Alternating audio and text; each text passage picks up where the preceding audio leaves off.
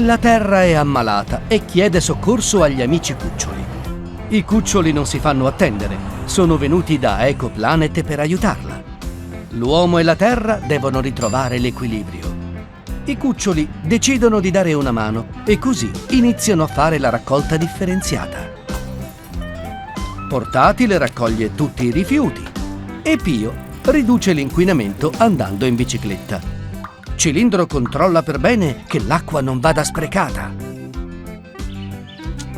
Olli pianta qualche alberello e dei fiori profumati.